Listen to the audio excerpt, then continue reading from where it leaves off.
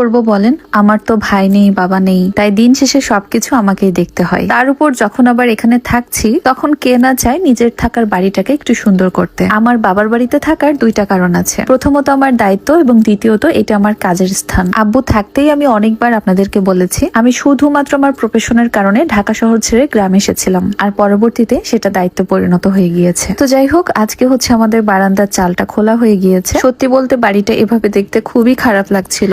আর এই সাইডে কলপারটাও আজকে ঠিকঠাক করা হচ্ছে, ইট গেথে প্লাস্টার করে তারপর একবারে রং করা হবে আজকে। একটা কথা বলি, এই যে আমি ভিডিওগুলো করি আর আপনারা যেটা দেখেন, এই ভিডিওগুলো এত কষ্ট করে কিন্তু আমি এমনি এমনি করি না। এটাই আমার ইনকামের উৎস। এই সহজ ব্যাপারটাকে কেন আপনারা এত জটিল ভাবে দেখেন সেটাই আমি বুঝতে পারি না। অনেকেই কমেন্ট করেন দেখি এই মেয়ের টাকার উৎস কি, কোথায় পায় এত টাকা, কিন্তু টাকা ইনকামের পেছনে যে সারাদিন এত আক্লান্ত পরিশ্রম করি সেটা আপনাদের চোখে যায় না। এই যে বাড়িতে এত সব কাজ চলছে, এগুলো কি এমনি এমনি হয়ে যাচ্ছে? যখন তখন এটা ওটা লাগছে, মিস্ত্রি ম্যানেজ করা। শুধু যে বাড়িতে একটা কাজ চলছে এমন কিন্তু না, প্রতিদিন কয়েকটা সেক্টরের কাজ চলছে। আমি আসলে চাচ্ছিলাম খুব দ্রুত বাড়ির কাজটা শুরু করতে। তো যাই হোক, এর মধ্যে কিন্তু কলপার প্লাস্টার হয়ে গিয়েছে আর এখন উপরে রং করতে হবে। আচ্ছা, কাজের মানে আমার শখের ঘর রং করার সময় এই রংটা আনা ছিল, তাই সেটাই করে দিচ্ছি। তবে কেন জানি মনে হচ্ছে কালারটা একটু ডিসকালার হয়ে গিয়েছে। আর এবার কলপারের সিঁড়িটা আমরা ভেতরের দিকেই দিয়েছি। যেহেতু কলপারটা সাইজ একটু বড়, তাই বাইরের জায়গা নষ্ট করিনি, ভেতরের দিকেই সিঁড়িটা দিয়ে দিয়েছি। বাড়ির কাজ এখনো শুরু করতে পারিনি, তাই এত প্রেসার লাগছে মাথাতে। আমি ভাবছি যখন শুরু হবে না জানি তখন কি হবে। একে তো আমার ভিডিও, তারপর সামনে আবার বিজনেস, এই সব কিছু একসাথে কিভাবে সামাল দিব